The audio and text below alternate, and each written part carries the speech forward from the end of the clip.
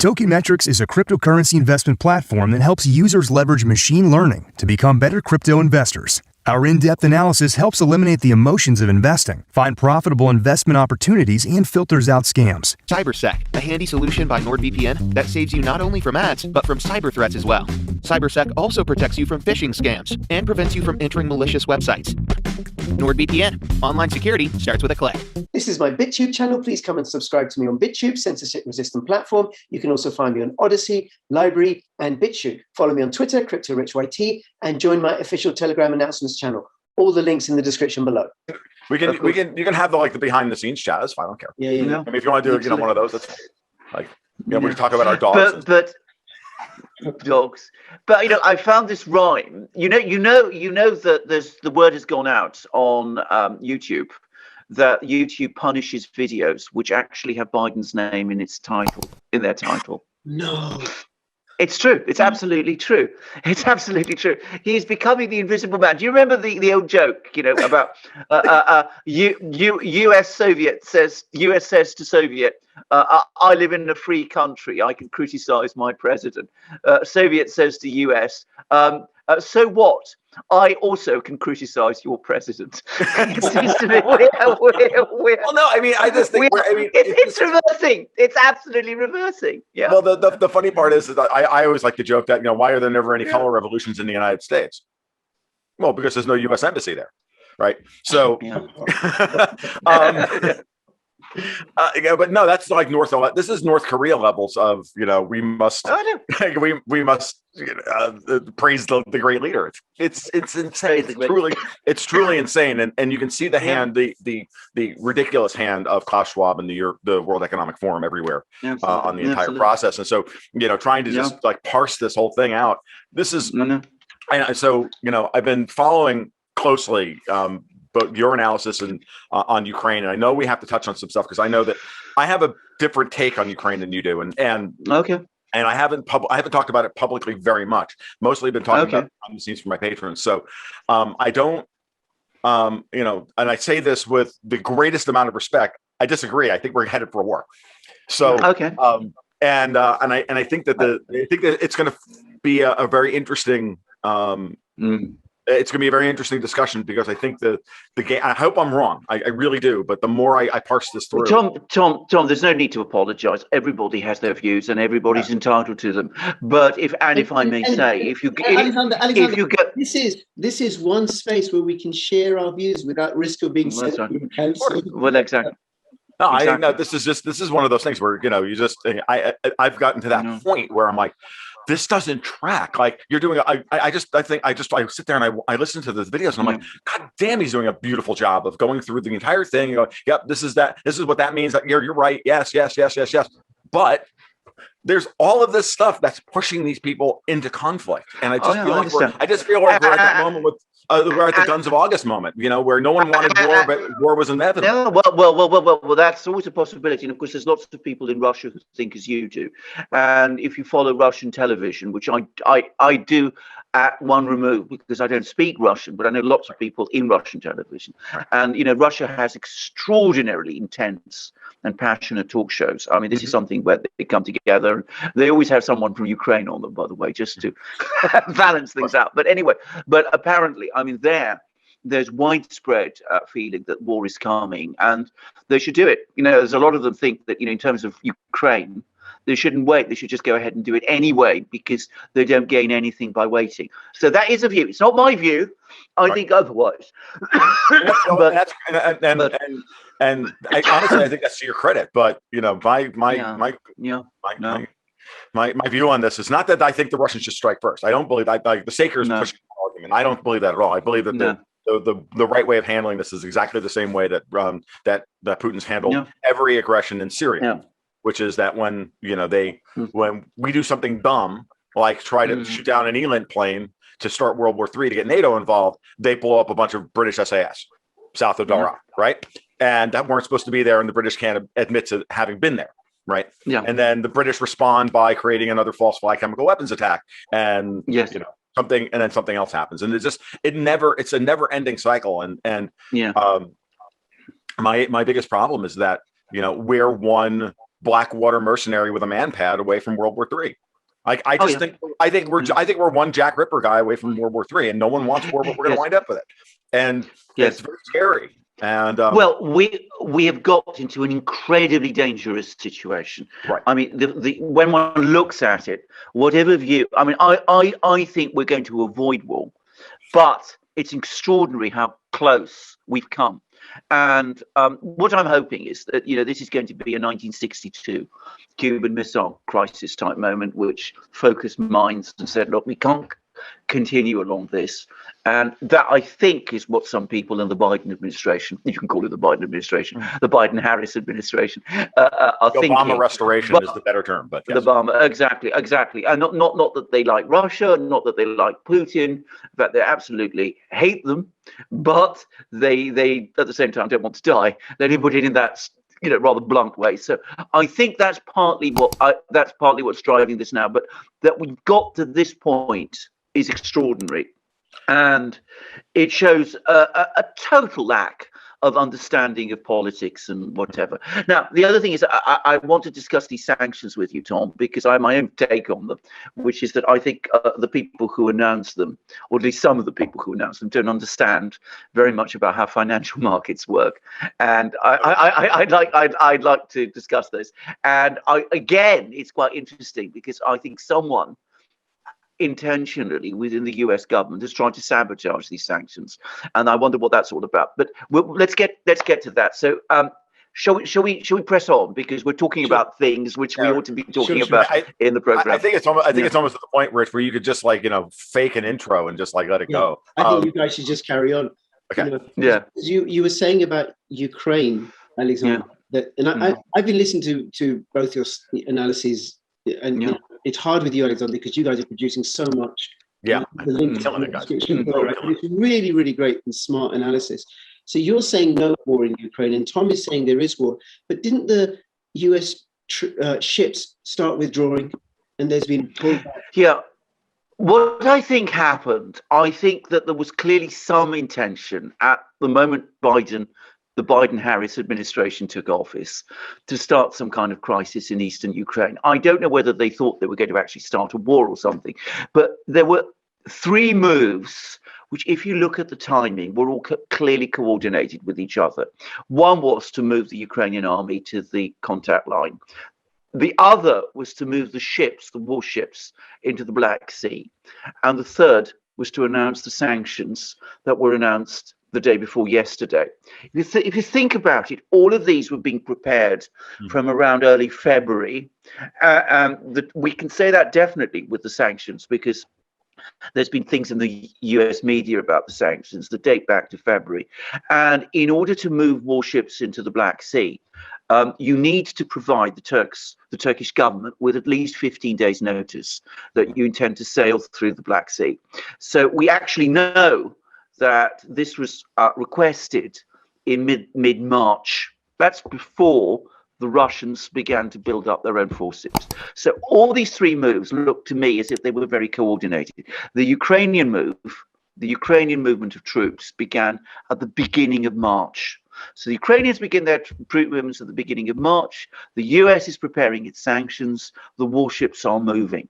And then what happens, and this is where I think it all began to go wrong, is that the Russians responded by moving absolutely massive forces to the Ukrainian border. And we had reports it was 4,000 men, then it was 50,000 men, then it was 100,000. And the latest report is it's up to 200,000. And they've now started deploying aviation units, fighter bomber jets and ballistic missiles. And they've also closed the Sea of Azov and the Kerch Strait. And they've made it clear that international shipping isn't allowed. A lot of these reports you're not getting, but if you know where to find them, you will find them. And I think this absolutely and completely spooked a lot of people in Washington and in Europe. And the Europeans are horrified by it. From their point of view, the very last thing is a war in Ukraine, which will result in the Ukrainian army being obliterated. And we had Lavrov, the foreign minister, saying if there's a war, Ukraine will be destroyed. And I think ever since then, from that moment, there's been frantic attempts to try and find some kind of way to give Zelensky and the Ukrainians a face-saving way out so that they don't go to war where they will be defeated and the West will be humiliated. And at the same time, Zelensky will not be seen to retreat in a way that will humiliate him and which will cause a political crisis in Ukraine itself and in Kiev. So that's what I think all the diplomacy is all about.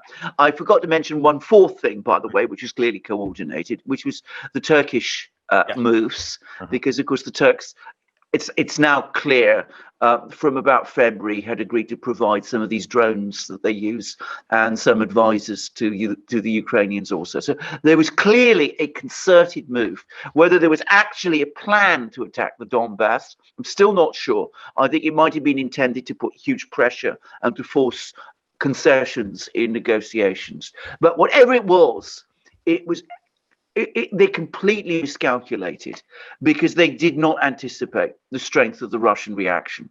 And now, as I said, they're trying to find a way back. So we have Biden phoning up Putin, suggesting a summit. We have an attempt to defang the very sanctions the US imposed. And Tom and I will talk about that because I've got some thoughts about this and I'd be interested to see what Tom has to say. And on top of all of this, we've also got attempts by Merkel and Macron, the two Laurel and Hardys of the European Union, trying to find some way to get us out of this fine mess that Biden and the neocons have got us into. So that's I think where we are. And if I can just bring us completely up to date, Merkel, Macron, and Zelensky had a virtual summit yesterday. Very little information about this, but again, Zelensky is talking about ceasefires and says that one will be agreed and announced on the 19th. That's to say on Monday, when there's supposed to be another meeting. So we will see where all this is going. I also get the impression, though, that the Russians are incredibly angry and that they're making it very clear that they're not going to withdraw their troops from Ukraine's border, even if there is a ceasefire, that they intend to keep them there until the autumn and perhaps even beyond, and that they're looking for major movement on fulfilling the terms of the Minsk agreements, which the Ukrainians have been refusing to carry through. So all the pieces are still in play. And by the way, when Tom said that all it takes is one imbecile or one very dangerous and evil person to do something wrong on the ceasefire line, to say launch a big missile strike, to shoot down a plane or something like that, that might be a trigger to the war. I don't dispute that at all. We've come very close to a point of confrontation. I think that we're going to start to see some kind of a pullback from now, but we shall see. All right, Alex, this is all. I want to agree with every word you just said. I really do, and it's not that I don't. It's not that I don't agree with what you just said. But I'm going to play devil's advocate now, because from a diplomatic perspective, I see all that. And then when I factor in the hand of the Davos crowd, the failing Great Reset, the failing Corona apocalypse, the rise of the German Greens. This is an angle that not a lot of people have really thought about. But there was a great article on Southfront about 3 weeks ago. I don't know if you saw it or not.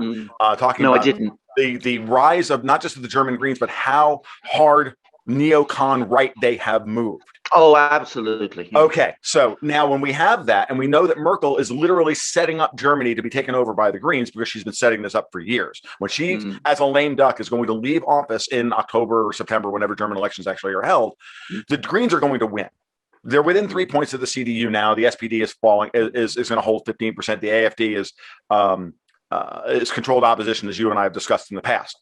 So the table is set for the Greens, which already controlled the German upper house, the Bundesrat, through coalition governments and the vagaries of the way the Bundesrat works, which is that every state has to vote as a block. So if the Greens have one vote out of 7, well, they can veto everything. They can veto all 7, and that's how Merkel has controlled the German electorate and the German legislative process for years, right?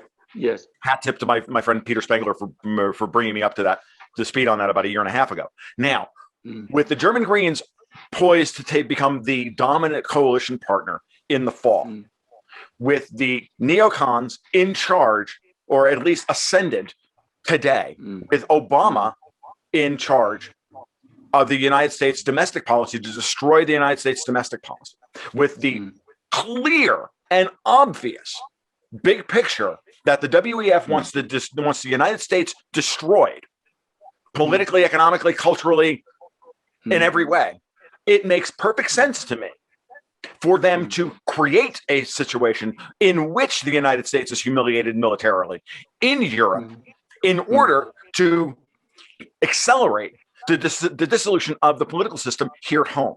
As an American, watching all this play out, all I see is a bunch of feckless German commies or European commies figuring out ways to make the United States even more tenuous than it is now. And they stole an election, for all intents and purposes, in order to get control of the U.S. military. It's what they did. They didn't get it. It wasn't the domestic policy pushing a fake race war and all that. It was never about that. It was always about getting control of the U.S. military because Trump wouldn't go to war, much to his credit. So now where are we? We're at a point where in order for the EU to become the dominant a political entity in the West, I'm not saying they're going to succeed at this. I'm telling you, this is what I think they're planning. I think it's very, very clear about this. I think this is all going to end really badly. Like all I see are dead people, right? I just feel like the kid from The Sixth Sense, right at this point. Because I see dead diplomats, I see dead diplomacy, I see intentional idiocy on the part of Anthony Blinken at Anchorage with the Chinese, with Lavrov and everybody. That's all I see is intentional idiocy because these people can't be that incompetent. They can't be. They truly can't. What I'm getting at here is while I understand that, don't ascribe to malice that which incompetence describes adequately, but at the same time, don't discount malice as disguised as incompetence. Yeah. And this is, I have to take the devil's advocate, the other side of this, right? And I'm really glad that we have this ability in this space with people like yourself and myself to be able to be on opposite sides of this and consider both sides. Because if we don't do this, then we're really setting ourselves up in, like the alt media space to not be right. I mean, I would love to just agree with you and go, yep, this is great. Let's move on. We're not going to have a war. But when I really start to play out all of these things, and I just keep describing it as, in order to get Trump out of office, all of these different factions, we're all coalesced around getting Trump out of office, like a big Venn diagram, and they're all moving around, and they all coalesce around getting Trump out of office. And now that he's out of office, it's not necessarily true that all these different little factions, the neocons, the Europeans, the French, the Germans, the this ones, and that ones, everybody, the British Royal Crown, yada yada yada, they all coalesced around this, but they also have different actual agendas. Yes. And what Schwab and Gates and Soros and the rest of them have done is to manipulate everything through influence to get to this moment.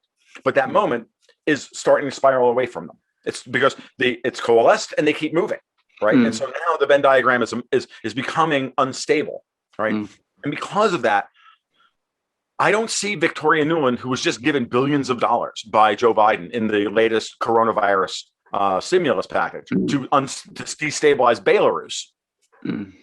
That she's going to back down. I don't see, when I spoke to Alistair Crook on my podcast a few weeks ago, and he reminded us that Bob Kagan, Nuland's husband, said very cogently in a recent article that in order for the United States to continue to function, we have to keep pressing this idea of exporting democracy to the rest of the world. Yeah. Okay. We have to do this because if we don't do this, everybody in the United States is going to look at home and go, but we're losing it back here. So it's like, it's this idea that we have to continually focus the U.S. on hobgoblins overseas in order to fight ideological wars, just like the German Greens are going to fight an ideological war over Nord Stream 2. Okay. These are all the impulses that are happening at a cultural and visceral level, at the societal level, that are driving these things. And this just feels like fourth turning stuff to me, that this is not about cooler heads prevailing and people being rational. Yeah. Rational actors don't want to be blown up in a nuclear war. Yeah, but we're not dealing with rational actors. We're dealing with ideologues. Well, actually, you put your finger on a criticism that has been made of me in the past, and which I, happy to sort of say, which is, I've been told this by, quite senior people, both in the legal world and elsewhere, that my major weakness is that I'm altogether too rational. That I assume at least a modicum of rationality in the actions of other people who are, of course, not always quite as rational as I expect them to be.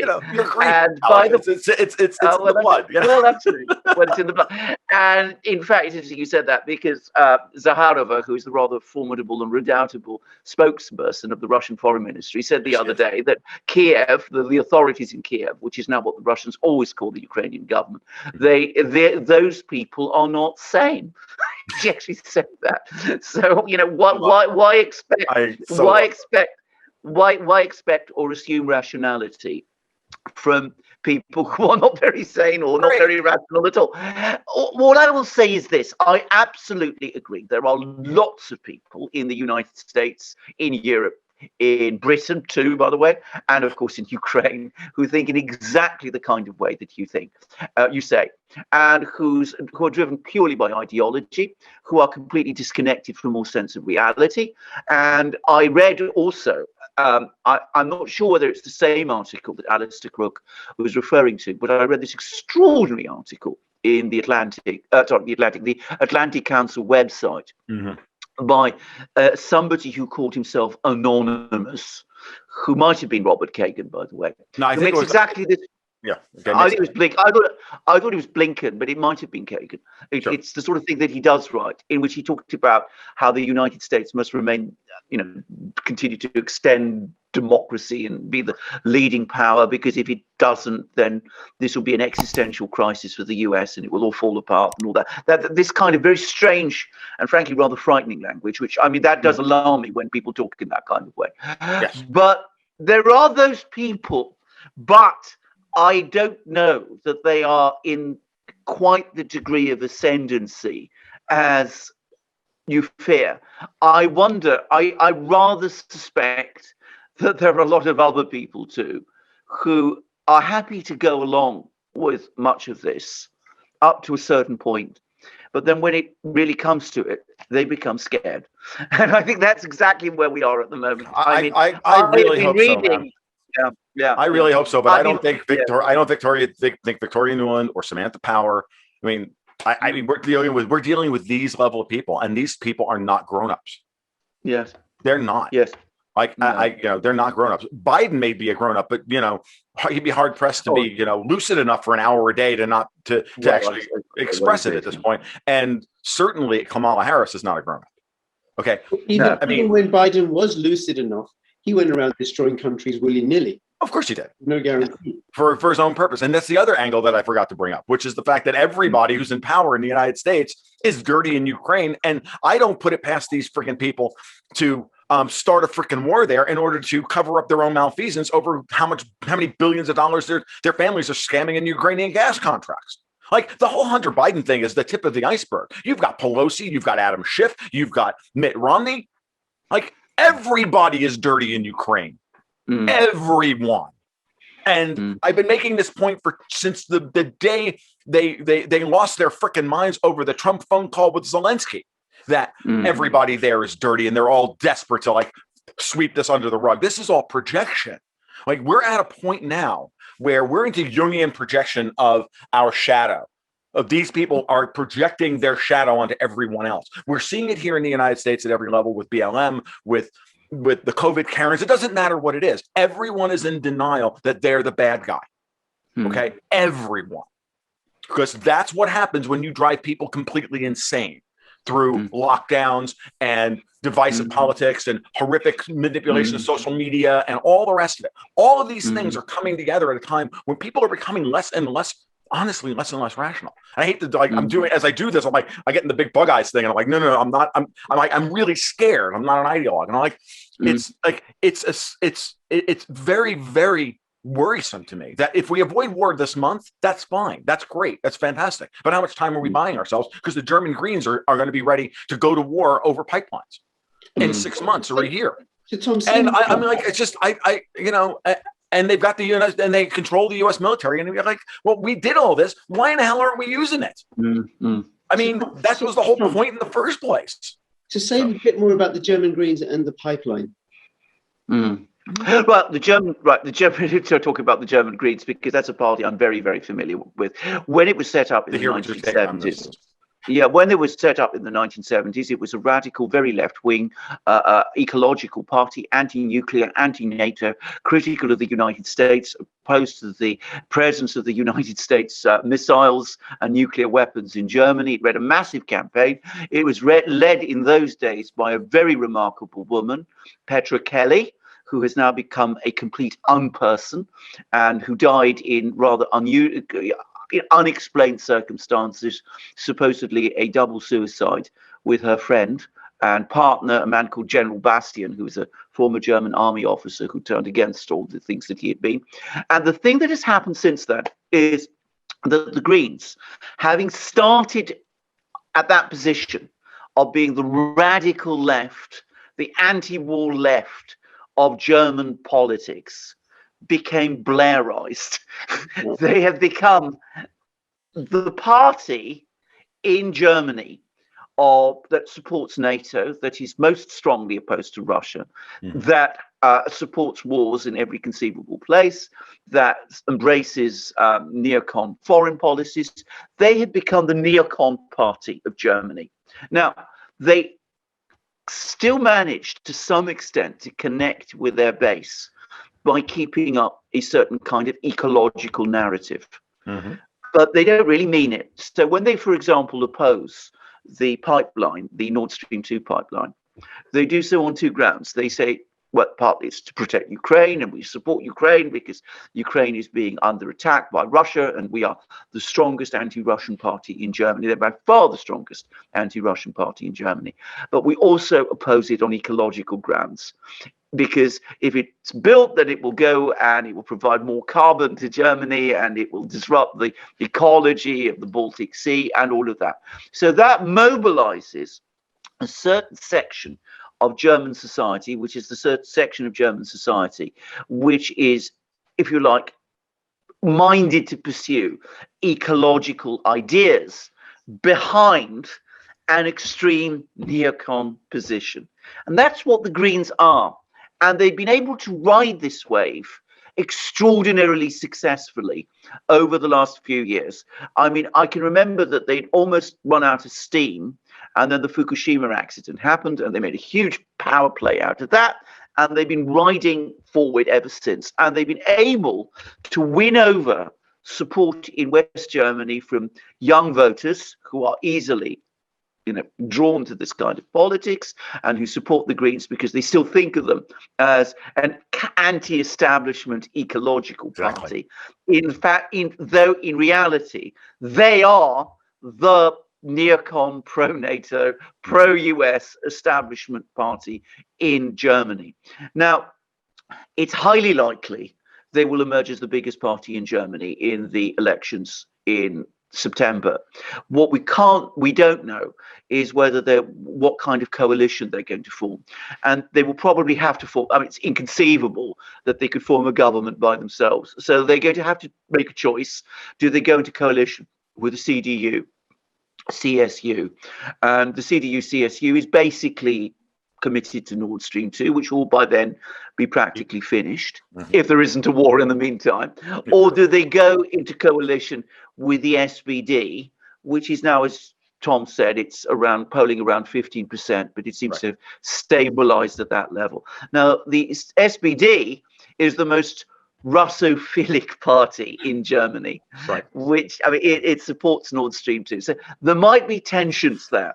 But regardless of, and of course, there's always the unknown. We don't know how the AfD might do. We don't know how Die Linke might do. German politics are looking extremely volatile and very unstable. So we can't be sure that any government that emerges in September in Germany is going to be a particularly stable government and will be able to make decisions very well. But having said that, it is remarkable that at a time when German opinion overall is becoming more skeptical about the EU, more skeptical about NATO, more skeptical about the relationship with the US, the party that seems to be capitalizing on all this disaffection is the Greens, who, through pretending that they're an ecological party, are able to conceal the fact from the German electorate that they are in fact the most establishment, pro-NATO, pro-war party in Germany. And one has to admire in some ways the skill with which it's been done.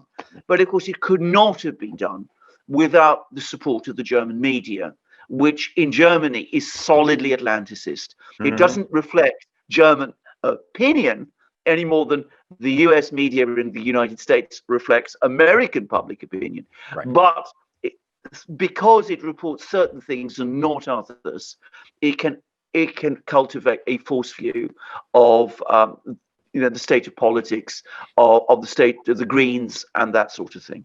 What's interesting is I've been watching this for a while, and it's very obvious that what the Greens are trading on a rotation trade, right? Yeah. They've rejected the SPD as the party of the center left. They allowed Merkel some control. They flirted with the AfD, but they ultimately wanted, during a crisis, during the current apocalypse, to have stable leadership, which is always the case. That's why the current apocalypse happened, which was to entrench the sitting governments for an 18-month period to get the people to coalesce around the current leadership, regardless of whether they like them or not, because during a crisis, you coalesce around the current leadership. Merkel rode that until she, it's hard for me to look at her being as incompetent as she's been and go, yeah, she's just incompetent. No, it was done on purpose, right? Because she's been in league with the German Greens for a while. So I think the German electorate just goes, okay, well, I need the next anti-establishment party, and I'm not ready to identify with the quote unquote new Nazi party. Right. Yeah, exactly. I mean, I just think that the Greens are just the default place for people to put themselves. Yeah. And at this point, and I don't think that they're, because once they push through the 16% gap, right, and the SPD won't ever reclaim the 16% cap. No. They're done. They're going to be a minor party within an election cycle. The bigger question is going to be whether or not the German electorate wakes up to this, which I doubt they will in the next 4 months. I sincerely doubt they will, because the Greens are sniping at Merkel's back. And she's allowing it to happen because that's what she wants. Because the hand of Klaus Schwab is here. None of this happened. None of what you described happens without the WEF controlling the German media, controlling certain German politicians, and and the way state elections work themselves out, and all the rest. None of that happens without the hand of the World Economic Forum, the Blairites, whatever you want to call them, the Davos crowd. Without those people, this doesn't happen. And they knew that in order to get this done, they have to create a politically paralyzed Germany, just like they create a politically paralyzed United States.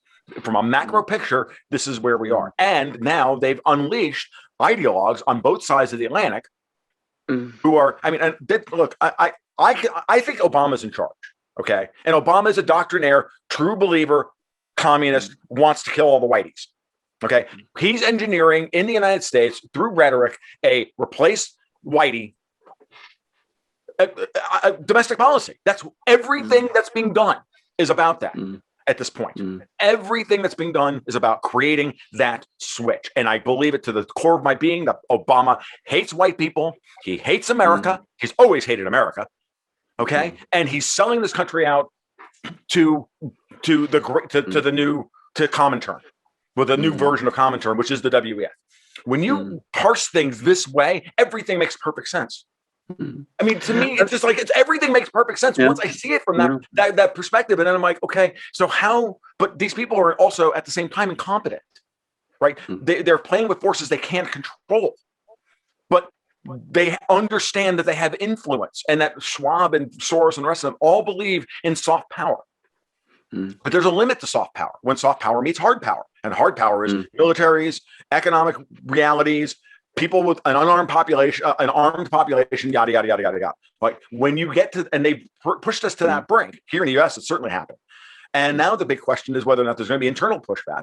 And then worse than that, whether or not there's going to be, I don't know that there's any pushback in Europe. I don't see that coming. What I see is Europe at a governmental level over the next 18 months, coalescing around these ideas, using the United States and throwing the United States military as a spear at their enemies. Because the Great Reset doesn't happen unless you subjugate Russia. You can't pull off the Great Reset if you don't subjugate Russia, because Russia controls the marginal barrel of oil, the marginal BCM of gas. Okay. The one last point, and I'll turn it back over to you, Alex, just to remind everybody, because I wrote about this last month in my newsletter. I said, look, the Great Reset has to be tied to global warming. Okay, it has to, because that's the mechanism by which they sell all this to everyone, because the goal is to control the price and flow of energy. It always is.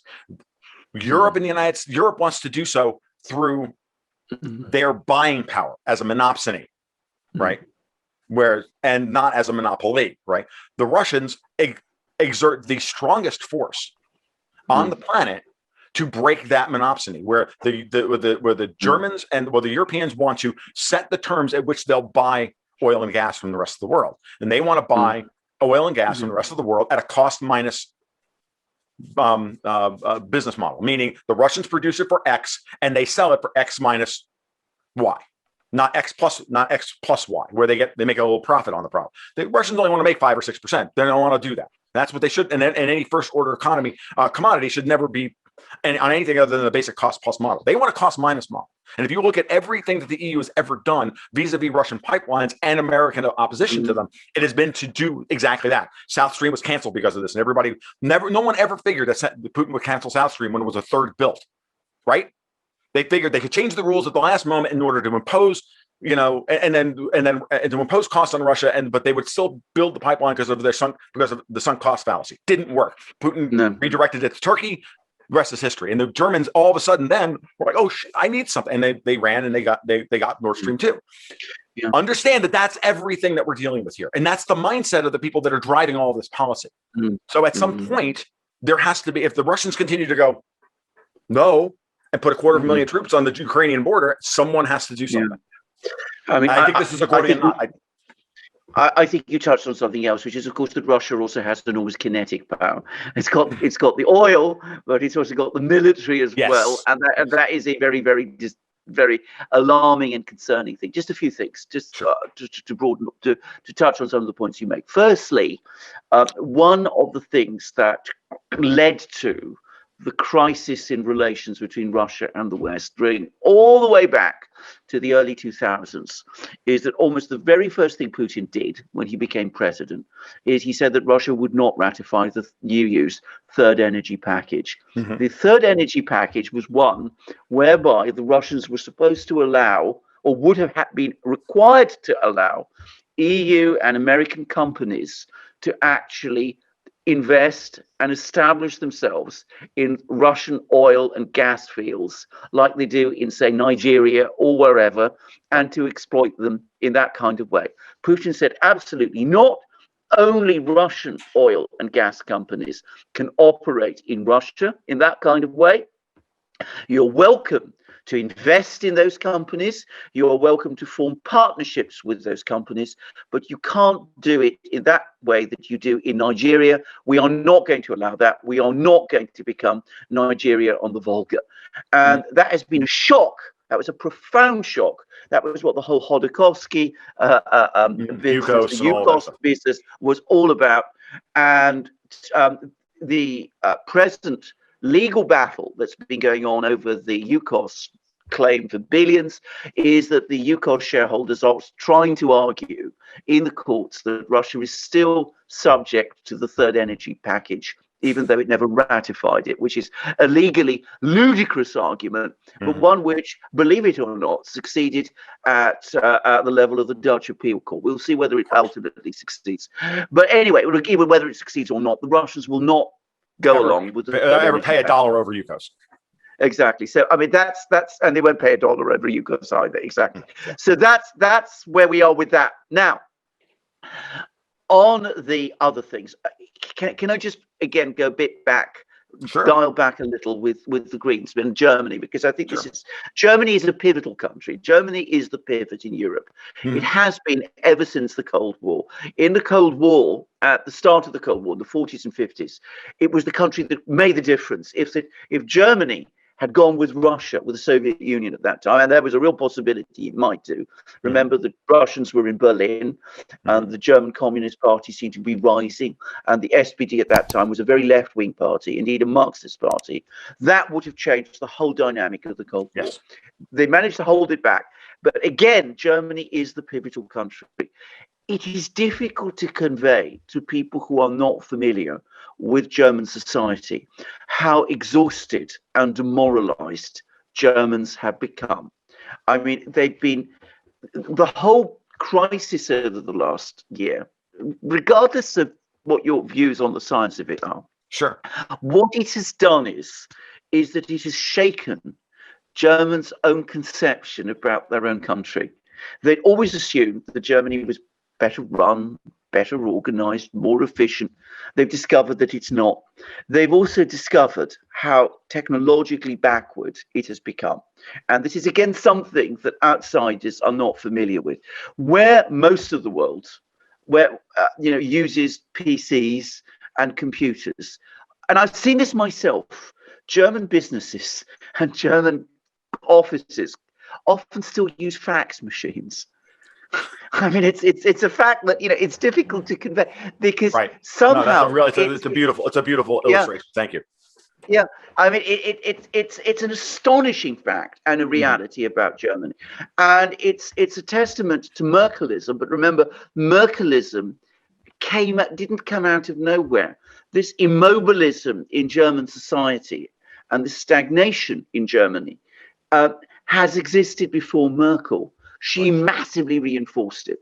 So all of this has created a deep shock within Germany. And their political system is now starting to crack. Yes. And what is happening in Germany, which is, of course, the pivotal country in Europe, is to a greater or lesser extent reflected everywhere else in Europe too. If you go to Spain, if you go to France, I know France well. If you go to Italy, I know Italy much less well. Everywhere, people now are very unhappy. The problem is there is no focus around which they can cohere. Right. There is no organized political force which they can crystallize around. There's Marine Le Pen in France, but we don't really know what she's going to amount to. And she seems to be minded to make all kinds of compromises, which some people are nervous about. They worry that means that she's not really about what she says she is. In Germany, there are these two parties on the fringe. There's the AfD, and then there is Die Linke. Die Linke is a real opposition party. I mean, it's the old standard left. Right. It's a party that old left-wingers like Rich could relate to, if I can say so. Neither of these parties has been able to break out. Die Linke for a time seemed as if it might. The AfD for a time seemed as if it might. Partly it's because of divisions within these parties. Principally, I think, it is because the German media landscape and the political landscape works to isolate them and to keep them in the boundaries, which lends these parties towards factionalization. So what you have, because these parties nonetheless are growing, is you're having a narrower political space in the center. It is gradually getting narrower. It is also fracturing, but it is still in control, but it is incapable of either energizing European populations or leading Europe in any particular direction. So in Europe, we have the worst of all worlds. It's a very strange thing to say, but it's true. And I have to say that to build a new structure, a sort of globalist structure on this foundation seems to me ultimately hopeless because you're building it on a foundation of sand. Yes, but that doesn't not going to stop these people from trying. And that's the worst part about this. I mean, no, all that you're absolutely right, Alex. That's all I see, right? And I see exactly the same thing. The factionalization within Italy is insane, right? And what they've done is that they've atomized and destroyed this. All of these and paralyzed all these national governments. I think they've nationalized or done this on purpose in order to subsume them within the context of the EU, because no individual government can stand up to the awesome bureaucratic might of the Byzantine European Empire, right? The new Byzantine Empire. So that's, I think, their plan. Now, whether or not that's going to work or not is a different story. They may get everything they want and still not be very happy, meaning they may destroy all the national governments and deracinate the populations and invite the third world in and destroy, and have them destroy all of old Europe and create the new Soviet man. and then realize that they're going to be the sub-Sahara Africa of the 21st century. And I think that that's what's going to happen. While the Chinese, the Russians, and even the Americans, to a lesser extent, all look at them and go, "What are you, nuts?" Because what they're trying to pull off here in the United States is not going to work either. I mean, my wife was listening to The Fourth Turning by Strauss and Howe yesterday, over the last couple of days. And I was listening, I was reminded, I've read the book before, but I was reminded of their conclusions about where, what we can do and what kind of politicians should emerge in each of these places. And I'm looking right at Ron DeSantis as the governor of Florida, as the quintessential right person to represent new Gen X politics in America. Someone just looks at this coronavirus and goes, "Yep, if you want the vaccine, you can get it. But if you want," and this is important because it's what you're lacking. Now you got to be looking for people like that in Europe, okay? Because they're the ones who are going to step up and create the populist coalition. The populist the real populist movement that comes out of Europe post-corona apocalypse. Because it's someone like DeSantis who Americans are going to rally around as a pragmatic, relatively honest person who stands up to the ridiculous corrupt media, but doesn't do it with that ridiculous Trump flair of just calling them all fake news and says, "No, you're wrong, and here's how you're wrong. And if you misrepresent me in public, I'm going to sue you, CBS, yada yada yada. And we're just going to continue to do this, and we're going to run, and I'm going to run Florida like an independent country," which he, for all intents and purposes, is. When you look at what's happening in the Biden administration, so. Which I look at and I say, okay, fine. That's exactly part of the plan, which is to break the United States up so that it's not a singular political power, except that all the political power is moving to Florida and Texas and Tennessee, and it's draining out of the old economies. Well, it's the same with the old economy states, California, New York, New Jersey, yada yada yada. Well, I don't know what's happening if the same kind of thing is happening in places outside of, in places like Italy or Germany. I don't know them well enough to know if the migration, if any internal migration is changing the political power of the various internal states. And if that's happening, if someone knows that, leave a comment below. I want to know about this stuff. Because it is that very thing. But for the United States, it's very important, right? Because the states that are doing this are the ones that control all the military assets. Okay.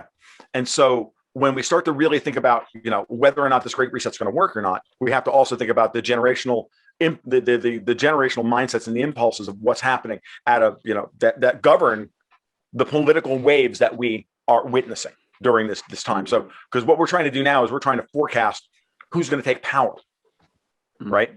In Germany, who's going to take power in Italy, once all these old Klaus Schwabian post-World War II boomers are no longer in charge, because Mario Draghi's not going to be in charge in Italy for more until it passes the next election. The question is whether or not he can destroy Italy before the next election, right? Merkel is going to be leaving power. Macron is not going to win.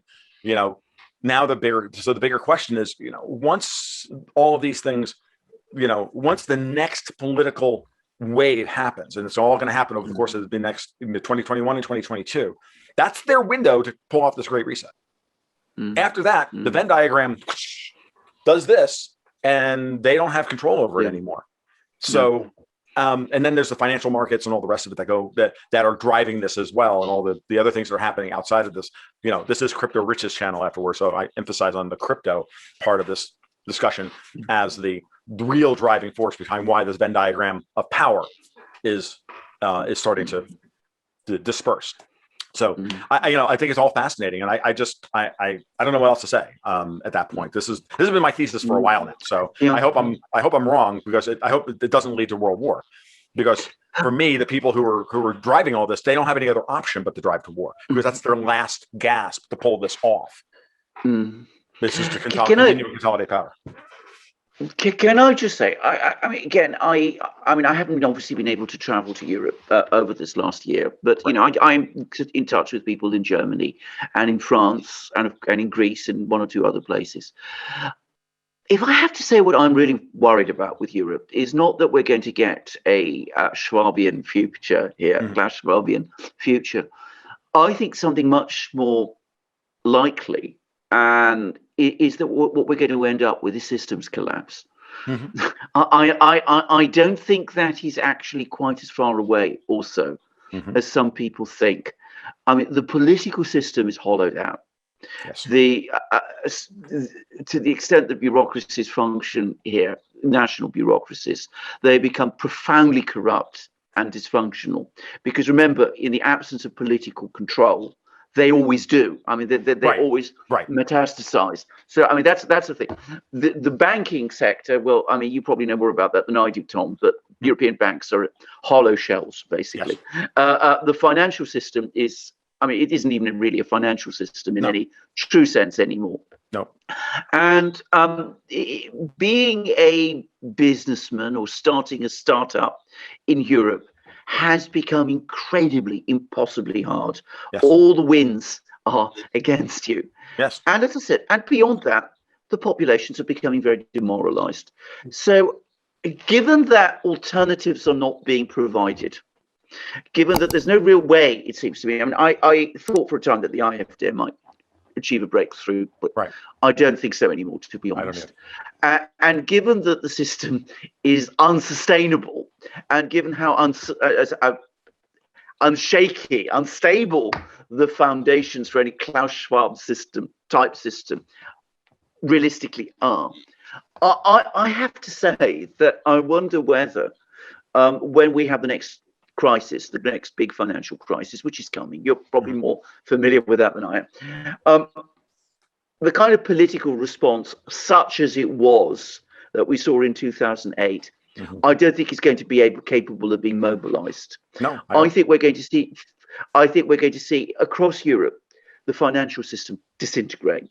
I mean, I think all the political structures that ultimately depend on it are going to fold rapidly at incredible speed, one after the other. The EU structure at the center, the various national governments, the political parties, all of it, all suddenly, incredibly fast and at once. It's what comes after, I don't know.